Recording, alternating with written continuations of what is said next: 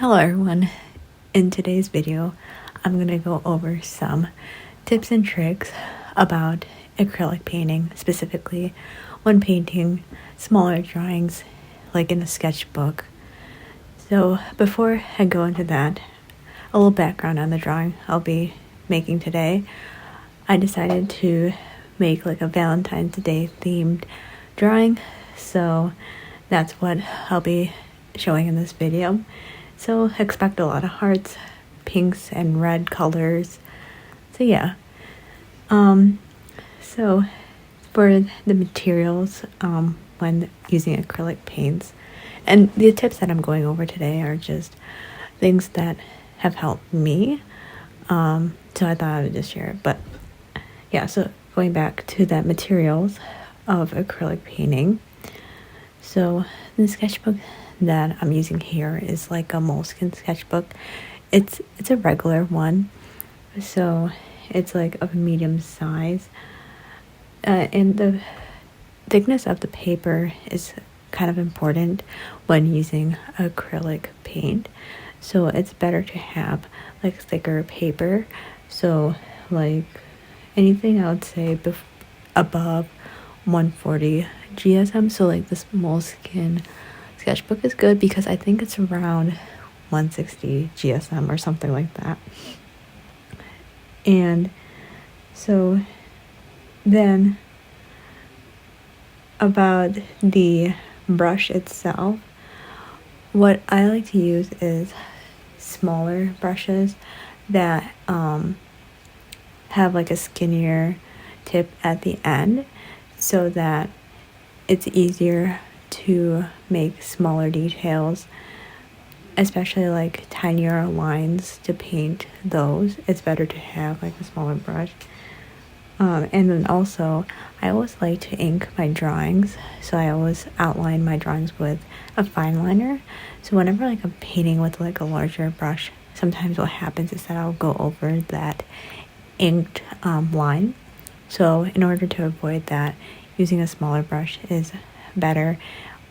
Also, if the brush is like stiffer, that also helps with getting cleaner lines whenever you're putting down the paint on the paper. Then I also like not only to have like small brushes, but also like medium size and like larger brush as well, to vary the different sizes. Like for example, the backgrounds, a lot of times like when I'm drawing these characters, like the one that I'm drawing right here, I like to draw like a simple like square or a rectangle around the character.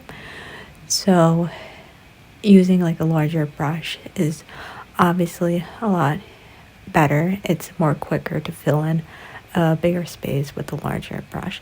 So I would just say that to have a variety of brushes of different sizes, and depending on like whatever you're working on, use the appropriate size. And then stiffer brushes are what I've seen in the past is better for acrylic paint. Then the next material I'll be talking about is paint palettes. So I think what I like to use is like smaller palettes. The one that I have is roughly like 6 by 3 inches, so it's like about the size of my hand. The reason that I use the smaller palettes is that it's easier to clean. I feel like whenever I'm doing painting, or like whenever I'm thinking about whether or not I want to paint a drawing, I usually choose not to because of the amount of work I need to do to set up everything, and like all the paint brushes I need, the glass of water, paper, and then after I'm done drawing or painting, then the cleanup work, putting all the materials back. So I feel like the smaller palettes for me, it's easier to move around on my desk, and it's a lot easier to clean and put back into the drawer or wherever it goes. And the one I use is specifically, it has like 6 wells, so there's 6 little grooves in there to put different paints. I like the simplicity of that.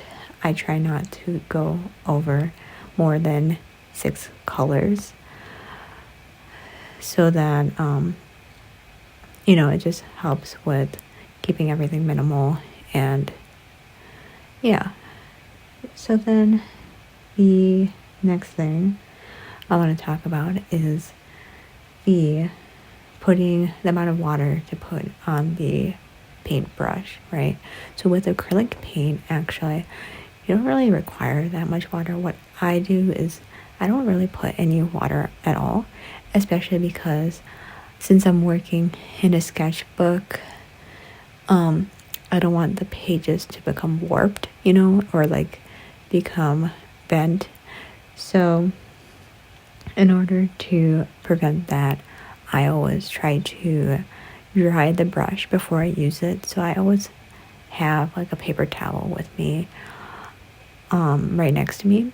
So whenever I am switching colors, I first wash the paintbrush in my cup of water and then dry it off with that paper towel. So the reason I don't use water is also because I like to ink my drawings, so I don't want the ink to get smudged. I mean, it has happened to me in the past, so like I always ensure that the brush is completely dry. Also, then the colors will be more opaque, which is what I like. Now, if you're going for a lighter color, a lighter wash, then yeah, add more water to the acrylic paint. There are different techniques that you can do with acrylic paint, so yeah, just try adding water, see what you like, trying different things, really experimenting with it. Then the next thing I'm going to talk about is picking colors. So the set that I have is there are 12 tubes of paint, and so that is a lot of colors to choose from, and it can be quite overwhelming. So what I like to do is I like to start with one color and then kind of branch my other colors based off of that one color. So like I will use that one color to make different shades, different tints of it, different hues. So in that way, it makes the process a lot more simple. For this drawing, for example, what I did was I kind of based all the colors on the skin tone color, which is of like kind of like a brown, like a peach color. So then based on that color, I just created with my paint palette, I had like 6 slots, right, or 6 wells. So I created that peach color in all the wells, right? I replicated that color in each of those wells. And then what I did was with each well, I created a new color from that base color. So then, like, for example, for the shirt, I added a little bit of red in one of the wells. And then for the next well, I added a little brown for the hair, like that. So that when I did this, it created like a cohesive color scheme, which I thought was really nice. This is the peach color that I was talking about, the one that I'm painting here. So that's the base color I use for this illustration. Yeah. The only issue with this technique is that sometimes the colors don't have a great of a contrast, especially if you don't change the hue that much, which I feel like that happened to me. So like later down this drawing, you'll see that the color of the shorts, which was pink, actually blended too much with the background, which was like an orange salmon color. So yeah, that's something to look out for. it's always like a thing to play around with, right? You need that balance, that contrast, but at the same time you don't want too much contrast or too little contrast. Well, I mean, you can just play around it depending on your style, but yeah. Then the next thing I want to talk about is, oh yeah, before moving on to the next thing, another technique that could actually help with these colors and ensuring that you have good contrast in your painting is to actually do an underpainting. So this is a technique where you add an initial layer to your drawing. So what you basically do is you pick like a muted color, and then with this muted color you will paint the entire canvas with that color. So it should be like a thin transparent color.